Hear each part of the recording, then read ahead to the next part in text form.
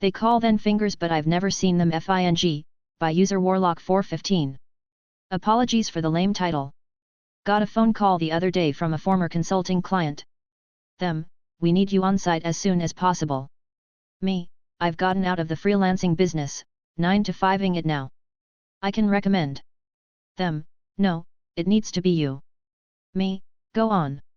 Them, remember the fingerprint reader project? I did remember the fingerprint reader project. It was the last thing I helped them with back in December. Their users had been clamoring for a different authentication system. Previously it had been a pretty onerous password policy, new password every 30 days, pile of requirements for the password, capital, special character, no dictionary words, etc., no reuse for a yet. Suddenly the light bulb turned on. Me, hold on. Hold on. You had, the third-party vendor, finish setting up the fingerprint system. Them, yes. Me, and your security guy probably set up the same password rotation and reuse rules. Them, miserably yes. Me, and it's now October. Them, yes, don't rub. Me, and everyone has run out of fingers. Them, it in. Me, okay, this is a completely serious suggestion. Has anyone tried a toe? Them. Me, I'm just saying. Them, look. Your account should still be active and an admin, just come down and fingerprint in so we can change the policy. Please. Me, $100 cash. Them, sigh done and done. I'm just tech illiterate, by user Absinthe Angler. Hello there, per usual I come to vent some rage and bring you along with me for the ride in a conversation-heavy support call that should have taken 3 minutes or less. Ring ring. Hell desk, this is Absinthe speaking. Hi Absinthe, this is user, and I can't get the texts on my phone when I try to log into the VPN. That's easy enough to fix. I've just deleted your phone from MFA admin site. Let me walk you through how we'll fix it. First we open the app on your phone. Okay, it's open. Great. Now press the add button at the top. Okay. Perfect, click scan QR code and we'll leave it there until we're ready on the next part. Okay. Go ahead and log into the VPN, it will give you a bunch of prompts which will walk you through adding your phone again. Do I hit sign in? Yes. Okay, now do I hit continue? Yep, just follow the prompts on your screen. It's asking me for my phone number, should I do that? Yep. You've done this before user, you had to have when you were hired. I've never done this before. You've been an employee for 10 years. Well, I've never seen this. You should see a QR code on the screen right now, do you? No, but I see a barcode. Alrighty, scan it with your phone. What do you mean? Remember how we opened the app and got the QR code scanner ready? This is the QR code. Okay, but what do I do? Point the camera on your phone at the screen and it'll activate. So I open camera. Do I take a picture? All you gotta do is lift your phone up and line it up with the QR code. It kicked me out. That would be the VPN login timer. Just try again and make sure to use the MFA app on your phone that we opened earlier. I don't know what that means, I don't have that. User, it's the app we opened on your phone at the start. Just open it like we just did and get back to the QR scanner. Hit add and then choose QR code. I'm sorry, I'm tech illiterate and I don't know what you mean. Just do what we did 3 minutes ago, user. Click on app on your phone. -3 more minutes of explaining what I've already explained. QR scanner would like to use your phone camera. Should I hit yes? Yes. Okay, let's log into the VPN and try again. Am I doing that on my phone? No, just like normal. I don't see VPN app. Open TeamViewer. Connect and use the search bar for the user. Open the VPN and get back to the QR code. Okay, now scan the QR code. How do you mean? Lift up your phone and line it up with the QR code with the scanner we opened up in the MFA app twice now. But what do you mean by scan it? I'm tech illiterate. Never mind I'm going to try and use the email activation for you. Doesn't work because the 2-minute VPN timer isn't long enough for the information to be used. I'm going to send you a text since that didn't work. Will that show up in my emails? Nope, just a normal text message. I don't see anything in my emails.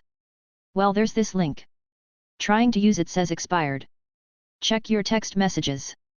On my phone or my computer. I'm tech illiterate. Hold please. Q screaming into the void, then congratulating a friend in RuneScape and finally pouring myself a Jack Black to try and get my rage back under control. Thank you for holding. I'm going to send you a new text. Your phone will ding when you get it. Click on the link, in your phone, and hit Open MFA app. OK, it says link expired. Try the text above that. OK, now it wants me to name the connection. Good, so just hit continue, and then hit next, skip and no and then we're good. User then proceeded to ask me on every step what button he should hit. I don't see a we're good button, but it's letting me log into the VPN. That means we're good. Anything else I can do for you? Nat, I just wanna thank you for your patience and your time today. Make sure to tell your boss you deserve a raise. Looks at my pay raise to inflation ratio that comes to a 12% pay cut since 2020. Will do. Once in a while you find a good one, by user Bowtie 327. I work for an international home furnishings manufacturer. I support over 8,000 people and most of them, while pleasant people, are awful at letting me and my team help them. Last week I got an email through titled Headset and Dock from a new guy, asking for a USB-C dock and a Bluetooth headset. No big deal, I'd call him, find out where he is on site and reassign it. Imagine my delight when I opened the email to see he'd included his office desk number and that it was time sensitive, even expressing the model numbers of the kit his colleague had asking for the same. I reassigned it to the hardware team and got on with my day. Today he emails again, CCing our department's director. Not with a request, but expressing his thanks at our prompt IT service, and it was very pleased that despite how busy the team is and the size of the company, he received his equipment in plenty of time with zero hassle, and he's worked for much larger companies that didn't hold a candle to us. Not a particularly interesting story but a feel-good one. It demonstrates that if they do the bare minimum in supplying information, they get a far better and faster service. What I'm most impressed by is he was new, and there's people in the company who have been there way longer than me that still don't preempt the questions we'll ask to get the ball rolling. Well done, guy. I'm sorry. I didn't know you're an iPhone expert, by user 03 this is Shard 03. I'm Asian, and obviously English is not my first language. Please bear with me. With the latest iPhone comes my memory of a call when I was working as a tech support for Sprint, a US telco, now merged with TMO. Me, thank you for calling Sprint. How can I help you today? Him, before we proceed, I just would like to tell you that I've been an iPhone user since the very beginning. I'm an iPhone expert, so can we just cut the crap? He was full on sassy yet very condescending. But I'm glad that he's an expert. Probably an easy call. Me, I'm sorry. I didn't know you're an expert. So how can I be of an assistance then? Him, I just got an upgrade and got this latest iPhone X. I'm not getting any calls nor texts. Me, that's an easy fix. Then I walked him through with the steps on how to update the data profile. Afterwards, he hung up the phone on me. But why can't you fix hardware over the phone? By user Syria session 8976. So, after a few years of different field service jobs, I wound up working on a contract basis at a computer company often known as Big Blue. I went to work there in mid-1999. We were specifically hired to help support all the new laptop customers who were buying new equipment to avoid the dreaded Y2K monsters. Note, this story takes place a few years post plugging in Ray's engine analyzer machine at the auto shop across the street from the ocean. I will be me. My customer JOUR will be Mr. Howe of Dewey, Cheatham, and Howe of Chicago. My boss, this time, will not be needed nor mentioned as you will see. Here we go. Me, good morning, this is me, of Big Blue, how may we help you today? Customer, yes, this is Robert B. Howe, Esquire. He actually said Esquire, like it was a B&W cowboy movie from the Saturday morning cliffhangers. I am managing director of Dewey, Cheatham, and Howe. We are a prestigious law firm in Chicago, Illinois. Our primary business is support of our clients who are dealing on the Board of Trade. He went on for about 45 seconds like that. I was waiting for his SSN, his wife's and kids' names, birthdays and the size of his portfolio, but he finally got to the point. We received 60 of your laptops recently and my computer kid says they aren't right. The kid says the hard drives are too small for all the programs we need to run for our daily business. Me, I said, okay Mr. Howe, if you have your salesperson's name or the invoice number I can look up your order. But of course in my head all I can hear is "oh rat spit, somebody is going to get fired for this." We were talking about at least 50 grand of computers here plus all the shipping and whatever to make this right. Glad it ain't me in that warehouse. How? No salesperson involved.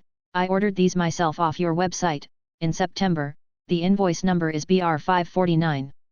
I look up the invoice and, ruh-roh shaggy, Mr. Howe has exactly the units he ordered, that's 50 grand of gear plus shipping, and he can't use and he is the only one who screwed the pooch, not us. Me, Mr. Howe, the invoice says you ordered our laptops, 60 of them, model 212,121, that being the super speedy, whip-whistling fast chipset, with extra memory and the smallest hard drives available on those units. So, you actually got what you ordered, but we can reorder the ones you actually need, but you will have to pay a restocking fee due to the size of the self-order and you will have to pay for return shipping too. How? No, no, no, no. I need you to fix these, isn't that the whole point of phone support? Me, hey, oh no he didn't. Mr. Howe, there is no way for me to do a hardware change over the phone.